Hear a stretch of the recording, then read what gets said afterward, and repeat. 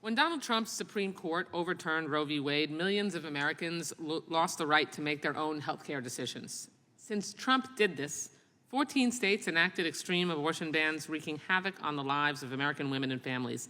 It happened in my home state of Florida, and more states will follow suit. And now Trump's team has a detailed blueprint for what his next 4 years, God forbid, would look like, called Project 2025. It's 900 pages of legal and administrative assaults on our freedoms, rights, and progress. Mr. Wu, you're very familiar with Trump's Project 2025 and have a deep legal background. I want to ask you some rapid-fire questions, so if you could just start off with yes or no. These current abortion bans, including one in my home state of Florida, are ruining women's economic security. Would Project 2025 make those economic hardships worse for American women? Yes, I believe so. We know Trump abortion bans keep women in abusive relationships. Would Project 2025 make those horrible situations even worse? Yes.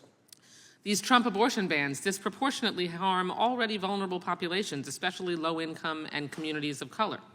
Would legal assaults on abortion rights in Project 2025 inflict even more harm on these communities? Yes.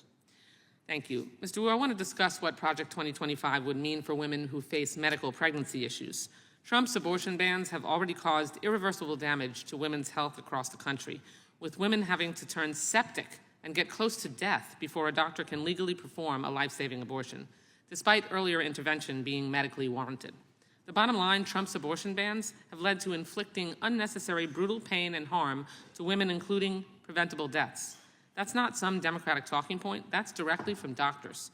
A majority of OBGYNs stated that when Trump overturned Roe v. Wade, it increased maternal deaths and discourages doctors from even going into the field.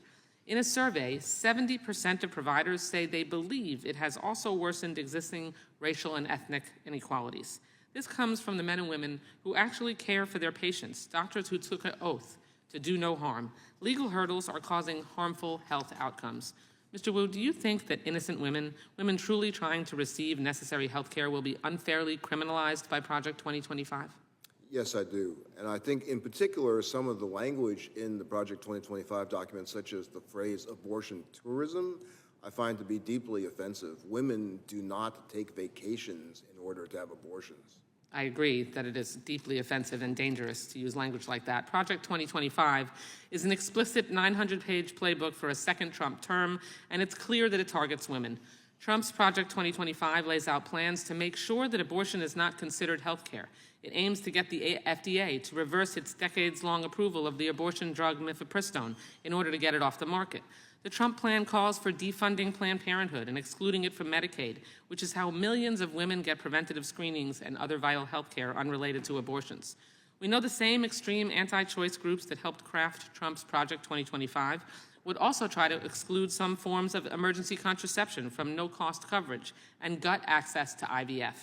Trump's Project 2025 blueprint even calls on the CDC to increase, quote-unquote, abortion surveillance, including requiring states to submit invasive, privacy-violating data and information about patients who receive abortions. This creates a modern-day Handmaid's Tale. These dangerous, alarming policies will ensure that women are second-class citizens. Its extreme MAGA goals will cause suffering and, in some instances, death. Mr. Wu is a legal analyst with extensive experience as a federal prosecutor. Can you explain some of the dangers American women face by criminalizing abortion like this? Well, immediately what happens is they're being forced to choose between their health versus being prosecuted, which is a terrible situation no one should ever have to face. The point that you make, Congresswoman, with regard to the surveillance, I think that's extremely dangerous. I mean, that is a weaponization of healthcare statistics to use those statistics to further criminal punishment of innocent women who are simply seeking to protect their own health and to further decisions that really should just be between them and their doctors. Well, I'm glad that in this committee we're finally exposing what the real weaponization of government was under former President Trump and would be again. And lastly, as my time expires in the next 30 seconds, isn't this working towards a complete and total national abortion ban? And isn't that what Project 2025 makes clear the goal is if former President Trump were reelected again? I think it does. I mean, it sets out a blueprint to get at that goal through numerous ways. Thank you very much. I yield back the balance of my time. Gentlelady yields back. Professor Smith, in your opening